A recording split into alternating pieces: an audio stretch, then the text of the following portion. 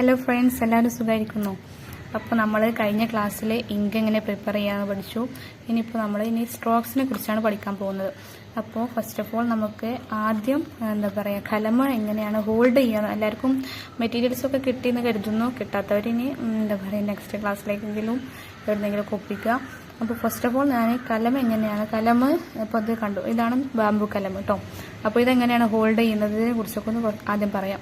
കലമിന് രണ്ട് സൈഡാണുള്ളത്. ഒരു ഷോർട്ട് സൈഡും ഉണ്ട്, ഒരു ലോങ് സൈഡും ഉണ്ട്. നമ്മൾ എഴുതുമ്പോൾ എപ്പോഴും ഈ ബാംബു കലമാണെങ്കിൽ അതിൻ്റെ ഈ ഹോൾ പാർട്ട് ഉണ്ടല്ലോ, അത് താഴെ ഭാഗത്തായിട്ടാണ് നമ്മൾ പിടിക്കുക. ഈ ഷോർട്ട് സൈഡ് നമ്മുടെ ഈ ഭാഗത്തേക്കായിട്ടും അതുപോലെ ഈ ലോങ് സൈഡ് നമ്മുടെ ഓപ്പോസിറ്റ് സൈഡിലേക്കുമായിട്ടാണ് നമ്മൾ കലം ഹോൾഡ് ചെയ്യുക. അപ്പോൾ ഇതാണ്. അതുപോലെ ഈ ബാംബു കലമിൻ്റെ ഈ ഹോൾ സൈഡ് നമ്മൾ അടിഭാഗത്തേക്കായിട്ടാണ് കേട്ടോ പിടിക്കുക. അപ്പോൾ കലം ഹോൾഡ് ചെയ്യുന്നത് ഇങ്ങനെയാണ്.